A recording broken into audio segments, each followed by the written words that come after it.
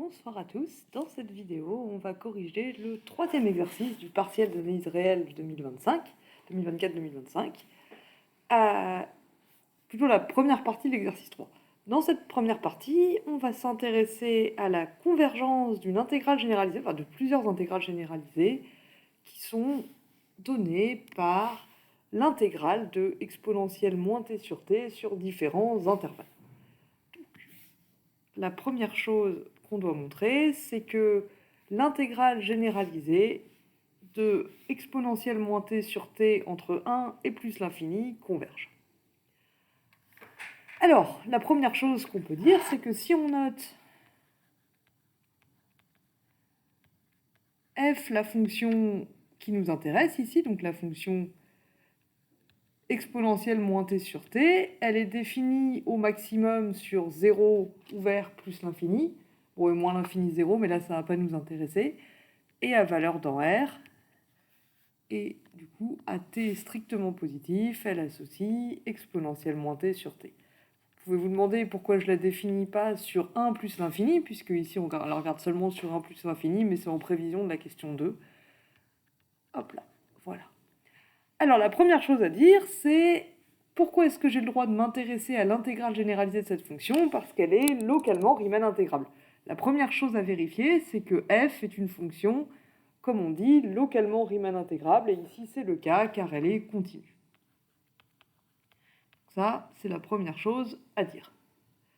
Donc, f est continue sur R plus étoile.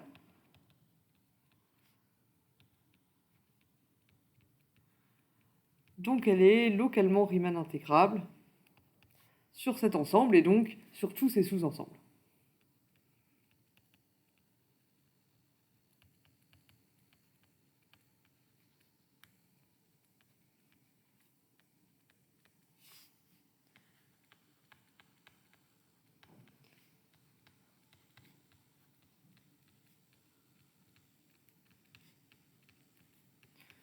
Quand on a une fonction qui est localement Riemann intégrable sur un intervalle, elle est aussi localement Riemann intégrable sur tous les sous-intervalles. Ça, c'est la première chose à vérifier. Est-ce qu'on a bien le droit de s'intéresser à l'intégrale de cette fonction? Et ici, c'est le cas, puisqu'elle est continue. Ok, alors maintenant, c'est pas le tout que ça existe. Est-ce que ça converge? Alors, pour étudier la convergence de cette intégrale généralisée, ce qu'on va ne pas faire, c'est trouver une primitive de f. On ne connaît pas, a priori, de primitive de cette fonction-là, sinon il n'y aurait pas grand-chose dans l'exercice. Et du coup, j'attire votre attention sur le fait que ln de t fois exponentielle moins t, c'est pas une primitive de f, exponentielle moins t sur t carré, c'est pas non plus une primitive de f, et je peux pas sortir le 1 sur t ou séparer le produit en deux. Donc on ne connaît pas de primitive de f.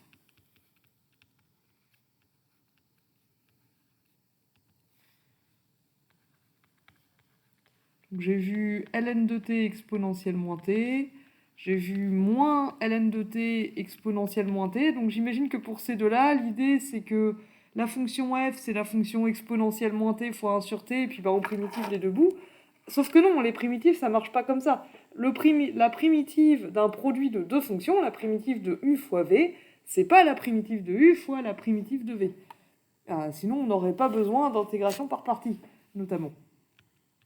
Et une que j'ai vue souvent, mais là j'ai pas très bien compris le raisonnement, je pense que c'est une histoire d'intégration par partie aussi. Ça non plus, ce n'est pas une primitive. Donc, attention, on ne peut pas juste calculer cette intégrale. Ce serait pas super intéressant comme exercice sinon. Après, bon voilà, vous n'êtes pas là pour vous demander si l'exercice est intéressant ou pas, mais attention, aucune de ces fonctions n'est une primitive. Et quelque chose que je vous invite fortement à faire, si vous dites la fonction truc et la primitive d'une autre fonction, juste vérifier. Essayez de dériver par exemple ln de t fois exponentielle moins t, vous verrez que ça ne donne pas exponentielle moins t sur t, parce que c'est la primitive du coup d'un produit de deux fonctions, c'est la dérivée d'un produit de deux fonctions, c'est la dérivée de u fois v, et la dérivée de u fois v, c'est pas u' fois v', c'est u'v plus uv'. Et c'est pareil pour les autres. Donc attention à ça, on ne connaît pas de primitive de f, donc on ne peut pas juste se contenter de calculer l'intégrale. À la place, du coup, on va faire appel aux critères qu'on a vus sur la convergence des intégrales généralisées, en remarquant, et ça aussi il faut le dire, que f est une fonction positive. Ce qui va nous permettre d'utiliser des critères de comparaison ou d'équivalence. Donc pour tout t supérieur à 0, f de t est supérieur ou égal à 0. On va donc pouvoir utiliser des critères de convergence. Un autre truc qu'on peut remarquer, c'est que si on est sur 1 plus l'infini, et ici c'est le cas, alors t est plus grand que 1, donc 1 sur t est plus petit que 1.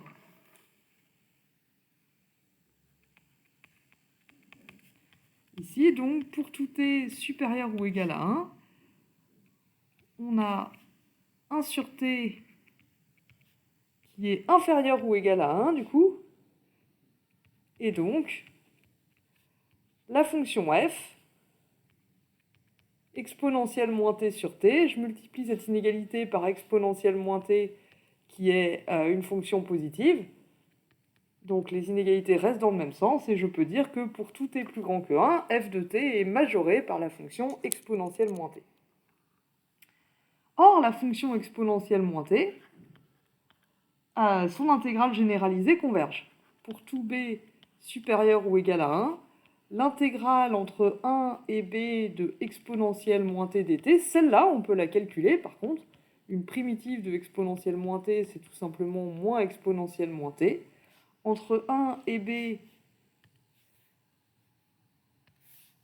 ça nous donne moins exponentielle, donc exponentielle moins 1 moins exponentielle moins b. Et ça, quand b tend vers plus l'infini, ça a une limite finie qui est exponentielle moins 1 sur e, si vous préférez. Donc l'intégrale entre 1 et plus l'infini de exponentielle moins t dt converge. Et donc, par comparaison,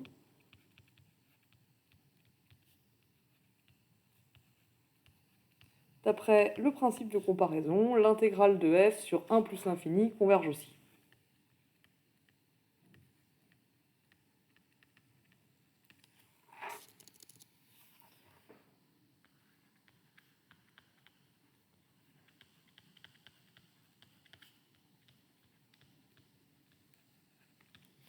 Ça, c'était la première partie de la question. Donc attention à deux choses.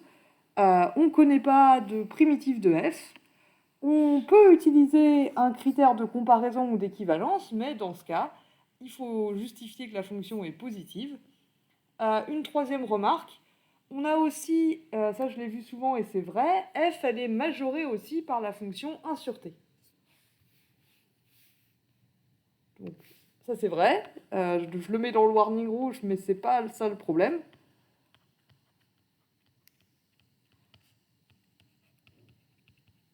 Pour tout t supérieur ou égal à 1, f de t, elle est majorée par la fonction 1 sur t, mais attention, l'intégrale généralisée de 1 sur t entre 1 et plus l'infini, ça diverge. Vous pouvez la calculer d'ailleurs, parce qu'une primitive de 1 sur t, pour le coup, on connaît, c'est ln de t.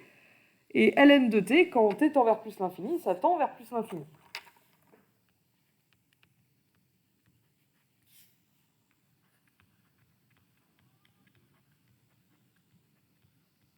Donc attention à cette autre erreur que j'ai vue souvent, c'est vrai qu'on peut majorer f par 1 sur t, mais ça ne nous aide pas. Parce que l'intégrale généralisée de 1 sur t, entre 1 et plus l'infini, ça diverge. Ok, donc ça c'est tout ce que j'avais à raconter sur la première partie de cette question. Et la deuxième partie, il s'agit d'en déduire que pour tout a plus grand que 1, I de A converge. Et là, si je vous demande explicitement d'en déduire ça, c'est qu'il ne suffit pas de dire « Ah, mais du coup, c'est automatique parce que A est plus grand que 1 ». Souvent, j'ai bien vu que là, vous n'avez pas trop su quoi dire, ce qui peut se comprendre, Mais attention, du coup, là, c'est une vraie question. Du coup, il suffit pas de dire ah bah du coup, ça c'est vrai, donc ça aussi. Sinon, il n'y a pas de déduction qui est faite. Il y a juste une affirmation que c'est vrai. Je vous demande pas votre confirmation que vous êtes d'accord avec moi. Je vous demande une preuve. Alors, comment on peut s'y prendre pour prouver ça? Il y a plusieurs façons de le faire. Le mieux, en fait, c'est de revenir à la définition. Donc, par exemple, ici, ce qu'on peut dire, c'est que pour tout b supérieur ou égal à... Donc, pour tout a supérieur ou égal à 1,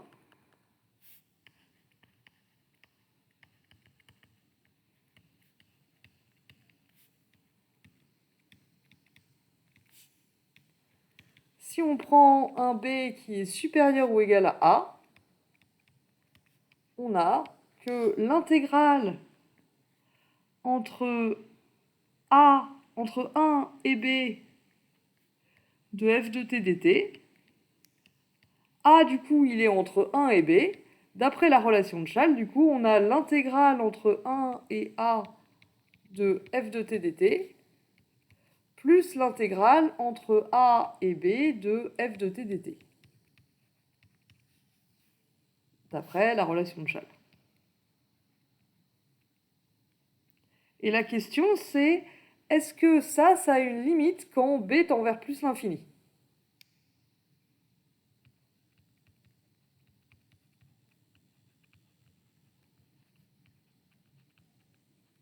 En fait, ce qu'on peut remarquer ici, c'est qu'on sait que celle-là, d'après la première partie de la question, cette partie de gauche, là, l'intégrale entre 1 et b, celle-là, elle a une limite quand b tend vers plus l'infini, c'est ce qu'on a montré dans la première partie de la question.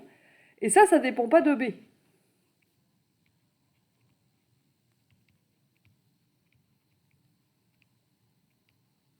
Ça, par rapport à b, c'est une constante.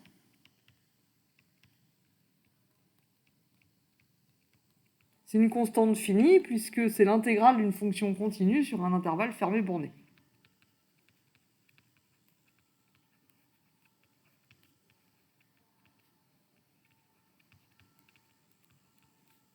Autrement dit, c'est une intégrale de Riemann, c'est juste un nombre.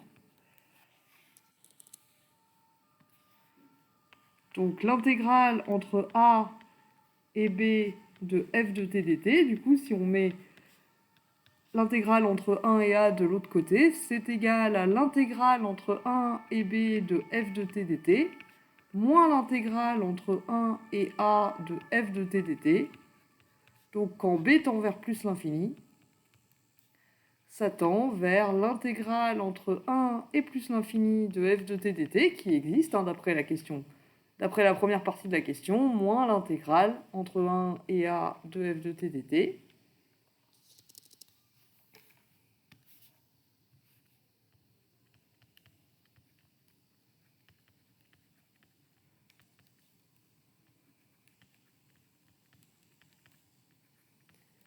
Et donc, cette intégrale généralisée converge. L'intégrale entre a et b de f de t dt a bien une limite quand b tend vers plus l'infini.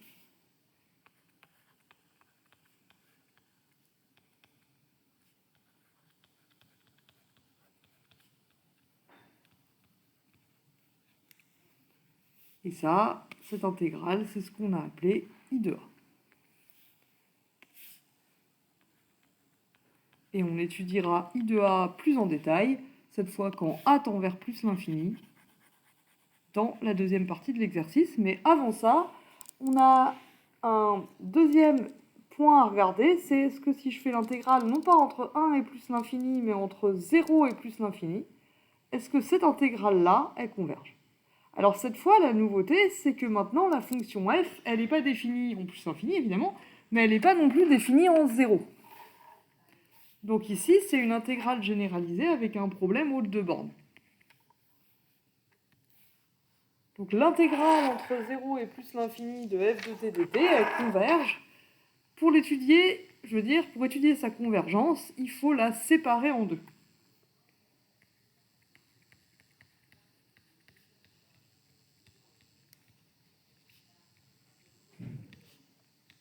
Il faut étudier séparément l'intégrale entre 0 et 1, ou entre 0 et 2, ou entre 0 et n'importe quoi. Et sur le complémentaire, Donc ici j'ai pris 1, mais on pouvait prendre n'importe quel réel plus grand que 1, ou n'importe quel réel plus grand que 0 strictement. Et pour que l'intégrale généralisée entre 0 et plus l'infini converge, il faut que ces deux intégrales convergent. Et on a vu à la question 1 que l'intégrale entre 1 et plus l'infini converge.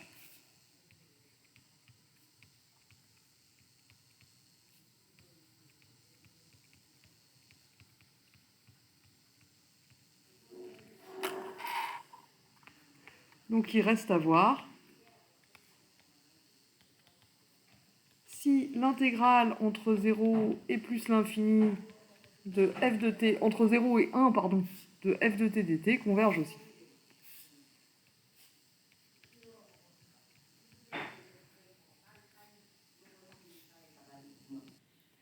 Alors, comment on étudie l'intégrale de cette fonction entre 0 et 1?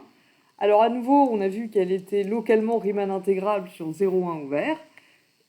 Et c'est toujours une fonction positive, donc on va pouvoir utiliser à nouveau un principe de comparaison. On peut remarquer ici que pour tout t entre 0 et 1,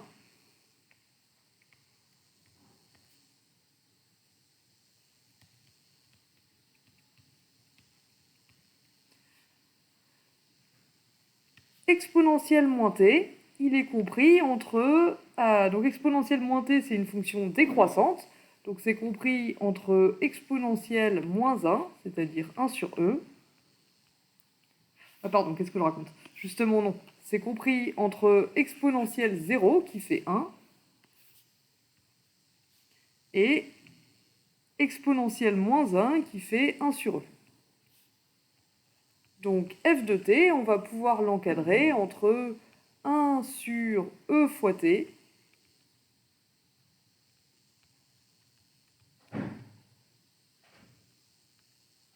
et 1 sur t. Et la question, c'est est-ce que cet encadrement nous aide? Donc attention, ici, c'est pas exponentielle t, c'est e fois t. Donc je vais l'écrire t fois e pour qu'on soit sûr de ne pas se planter. Alors, l'intégrale généralisée de 1 sur t sur 0,1, attention, ça diverge aussi.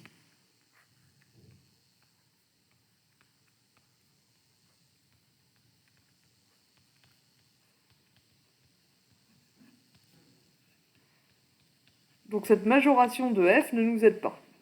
Majorée par une intégrale divergente, ça aide pas. Par contre, du coup, l'intégrale de 1 sur e fois 1 sur t, 1 sur e c'est une constante, bah là, du coup, ça diverge aussi.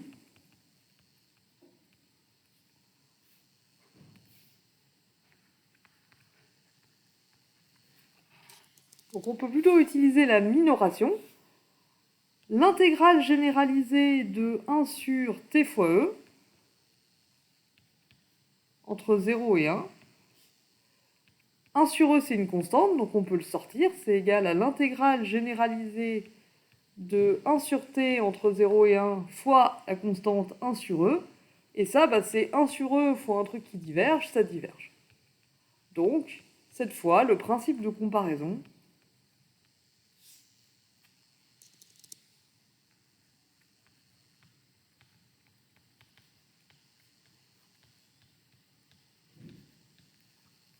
nous dit que l'intégrale généralisée de f entre 0 et 1 diverge.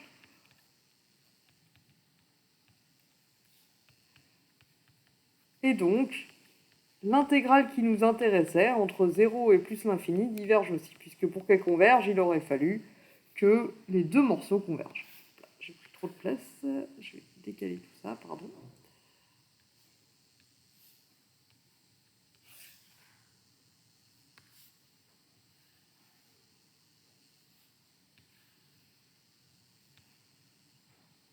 Cette intégrale diverge, et donc celle qui nous intéresse diverge aussi.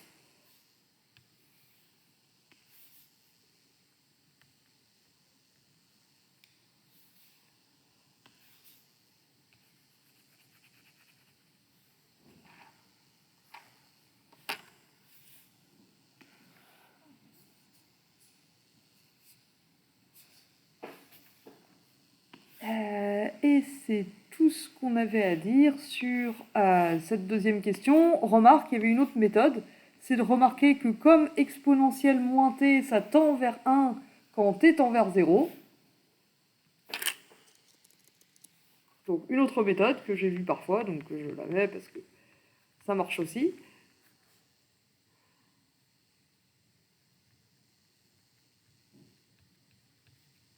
Exponentielle moins t, ça tend vers 1 quand t tend vers 0 plus. Vous allez me dire, et alors? Et alors, du coup, f de t divisé par 1 sur t, ça tend vers 1 quand t tend vers 0 plus. Autrement dit, f en 0,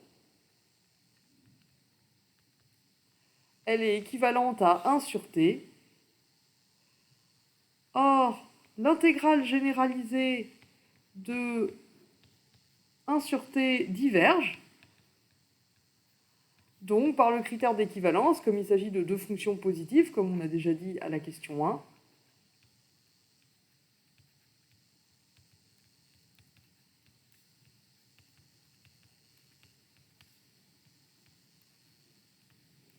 l'intégrale généralisée de f diverge aussi. Ça, c'était une autre méthode. Vous pouviez aussi utiliser ici le critère d'équivalence. D'ailleurs, j'en ai pas parlé, j'ai oublié, mais à la question 1, pour la convergence de l'intégrale entre 1 et plus l'infini, il était tout à fait possible d'utiliser le critère en t puissance alpha. J'ai vu beaucoup d'utilisation de ce principe-là, qui sont très justes également.